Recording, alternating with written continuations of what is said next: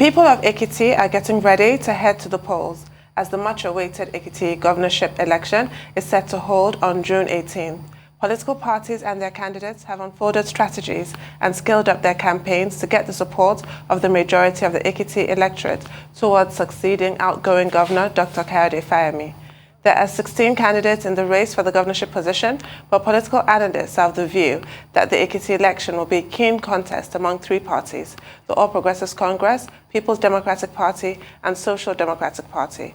Joining us on the show this morning as we discuss the Ekiti election set to hold this weekend and his chances of winning is Segun Oni, SDP Governorship candidate. Good morning and welcome to the morning show. Thank you very much. Good morning. Mr. Oni, thank you for joining us. Let's start with the main issue that you have had to deal with in the last 24 hours. You saying that you are not a placeholder candidate for anybody and that you have not done any deal to just go into this election on Saturday as a compromised candidate. If you could shed more light on that. Did you meet with Asiwaju Bola Ahmed Tinubu? Did you cut a deal with your former party, the APC? I did not cut any deal with anybody. I know the APC especially, they are afraid because they know what the ratings are on the street and they know that they are not there. That's why all sorts of lies are coming up. They said, I went to meet Asiwaju in Akure. I had a photograph with him. I don't know, it must be a Photoshop they were showing. They said I have cut a deal with them that I was withdrawing. You don't lie against an underdog. So I believe that it shows the spirit of panic. I have not cut a deal with anybody. The number one cannot withdraw. Who will he withdraw for? For number two or number three or number nothing? I am topmost. I am not withdrawing. And situation remains the same. I served for 3.5 years. I gave my best intellectually, physically, in terms of integrity and passion. And the people appreciate it. From the flurry of emotions people are showing, I know they really appreciate good service. They are promising. In fact, I understand in some places they are refusing overtures and telling those coming, we have made up our minds, we are going to vote for Segun Oni. So, this game is up for the rest of them. Maybe that's why they now concocted the lies about my withdrawing for them. Why will I withdraw for them? What would be? I'm not such a person that can easily be motivated by money. So what would be the deal? For Asiwaju to make me his vice president or what? Because it will definitely not be a money deal. I just think they should allow the people of Ekiti to pass the judgment they want to pass on Saturday for the world to see. All right. I'd like to know what you will do as regards the 32% unemployment rate in your state. Ekiti State has 32% unemployment rate. What would you do to bring that down? That's a big problem in your state. It is very high. It is indeed very high. And when you look at the fact that this affects people of age of productivity, the most productive period in a man's life is from 20 to like 40. And this is a period they are wasting off these younger ones. We have to take it very seriously. We are going to do some agricultural moves. We are going to make even infrastructural moves because with infrastructure, we brought a lot of people to jobs then. And we are going to do that. We are going to do agric very heavily. We were number one in cassava when I was there. We will now do a special project on Igbemo rice. You have been hearing Igbemo rice. I'm sure many of us don't know what it means. We will go right from genetics to get the real Igbemo rice, and we will characterize it, and we will profile it and multiply the seedlings and get people to be there. We will get young. When I was governor, I got young people into fisheries. Fortunately, I met one of them yesterday, and I asked him, "Are you still in fishery?" He said, He said, "Oga, I can never leave fishery again." So we had successes to point out there. We are going to take a lot of people to fisheries. We are going into cattle and into sheep and goat rearing on a massive scale. And it will also be for the young ones and the women. So we are going to put a lot of people to work. And of course, we will look at the opportunities that there can be, because I don't know what the statistics says now, but they said they have a shortage of teachers. If it is true, we will recruit. We will recruit young people. We recruited about 4,000 people in one swoop when I was governor. And nobody has done anything like that before me. Nobody has done anything like that after. We will be ready for another mass recruitment into the public service based on need, not recruitment, just to satisfy the cravings of some people. But we will recruit, and they know that when we recruit, it is always fair for everybody. We will not recruit people by who knows who. The one we did before, some of them are still thanking me. We meet once in a while in the public service, and they are part of the vanguard of my campaigners. So we are ready to tackle unemployment. That's the summary. We will tackle it headlong. Okay, Mr. Oni, you have had cause to complain about violence in this election happening on Saturday. First, there was an attack on your campaign train in Efon Alaye, in Efon local government area. And then there was another attack in Itaji Ekiti. But the Inspector General of Police, Usman Akali Baba, is saying that in all the 177 wards and 2,445 polling units in the election on Saturday, that adequate arrangements have been made to ensure peace. And yesterday, you were one of the 11 gubernatorial candidates who signed the peace accord. Are you satisfied with the arrangement with regard to security and also arrangements by INEC? I am not satisfied yet with the arrangement for security. But if the Inspector General of Police says adequate arrangements have been made, I want to believe him.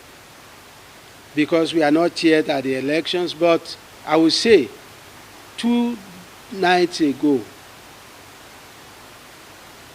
armed people, 8 of them, with face masks and with overall, went to one of my supporters' place in Ekiti, Kayode Adelusi. They broke through the house. They broke every door until they got him. And they abducted him. As we are talking, we don't know where he is. We know that it is the operating style of security agents. And on that same night, a lady was just lucky that she wasn't at home inside, when they came to her house and she slipped away. They ransacked her house. They wanted to pick her up. Only God knows what would have happened to her. They saw the children.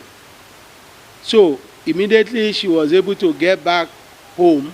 She took the children, and they are not at home now. This style of people believing that because they are in power, they can just go to anybody's house, abduct him on the eve of election, and they believe that once you release them, the next day after election, they will be too happy to regain their freedom and there won't be anything else. I want the Inspector General to make a very, very solid statement about this. Nobody should arrest anybody, because the arrest will not be legal anyway. They won't have any warrant from any judicial officer. But because they are armed, people don't want to challenge them, because some of these guys also, when people have arms and you are not sure of their level of sanity, you don't challenge them anyhow. So I want to shout to all Nigerians, arrests are being carried out now in Ekiti of our people, by people who believe they can use the might of the federal government. They are not representing the psyche of the federal government, but these are local chieftains who believe they can visit oppression on people who don't belong to them. I want to say that the Inspector General should revisit this case. We accept the fact that he said, yes, security will be good. We are waiting to see that, but it is not good yet. Well, speaking of security, nobody can forget the devastating attack in Owo on the Catholic Church.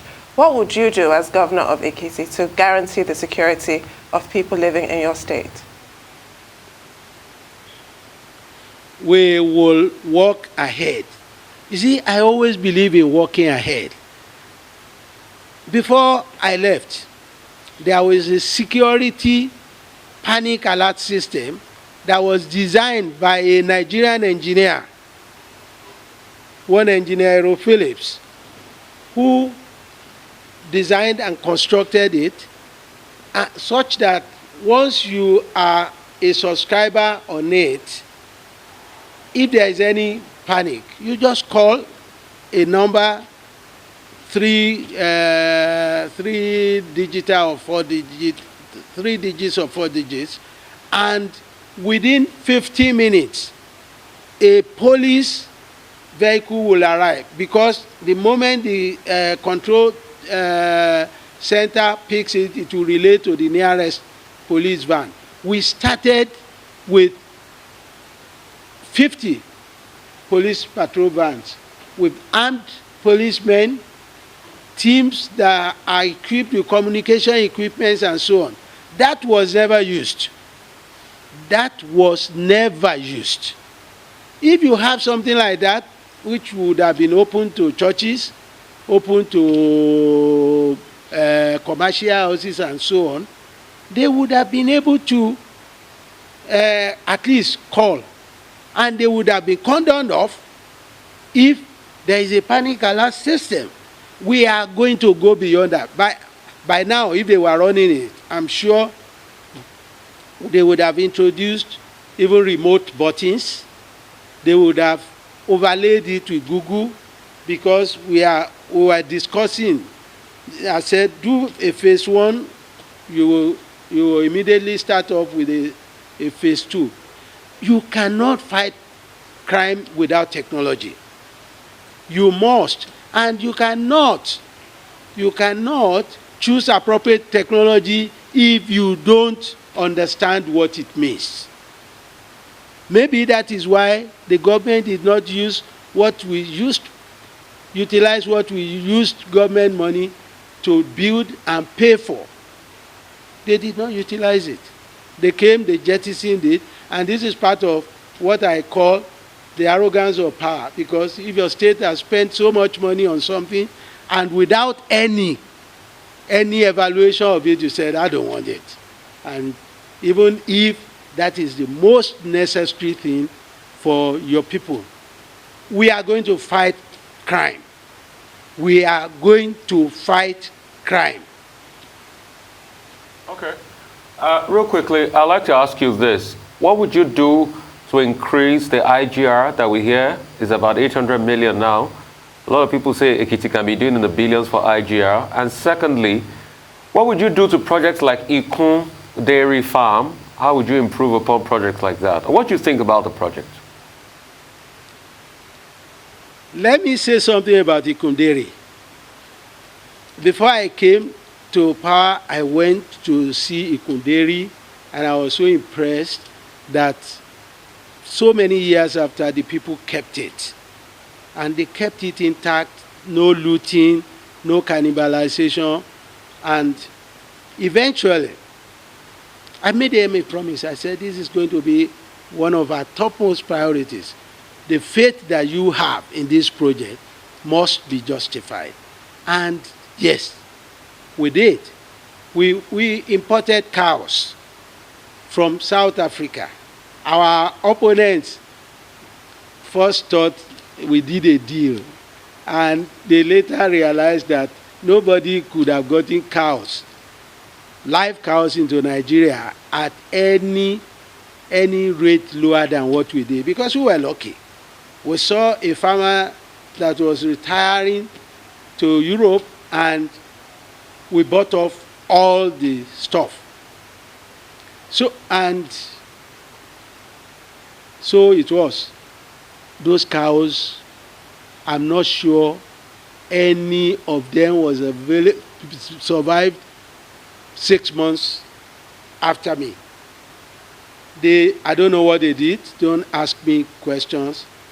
I don't know what they did to the cows. So many years later now, I think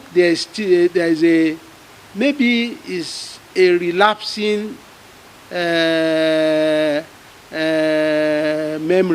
mentality, because some of these things, they are coming to very late. They should have gone ahead to continue to do them. So I started Ikun Dairy. Yes, I'm very happy Ikun Dairy is there now. We encourage them. We wanted to lease Ikun Dairy then. And one of the things that made it attractive was that I told the people we were negotiating with that every Monday, I want every child in junior, secondary, and primary schools, that is in basic school, to have a piece of yogurt, high nutrient milk, every Monday, as you know, as the government's contribution to their growing well. Don't forget, I was serving them Tuesdays and Thursdays with egg and chocolate tea. And we would have been buying, they were listening, and well, I know that the value of what they were listening will be higher than the value of what we are buying from them. So we'll do the arithmetic, and they will pay us the difference as it is. But then is a market that is available immediately for them. So it means that they may be able to even break even more quickly than they would have. And it was attractive. If the present people are interested, we will ask them to do special yogurt for our children, and we pay them. Well, I don't know what the terms are. On that note, Mr. Oni, the producers are already saying we need to go. If you could just quickly conclude on that statement so that I can get the producers and directors of my back. Are you still there, Mr. Oni? If you may just conclude quickly. Yeah, thank you very much. Let me just say I'm very, very grateful. We will do Ikun Dairy right. That's the conclusion. Well, thank you very much, Mr. Segun Oni, for joining us on the morning show. We wish you well with the elections in Ekiti State on Saturday.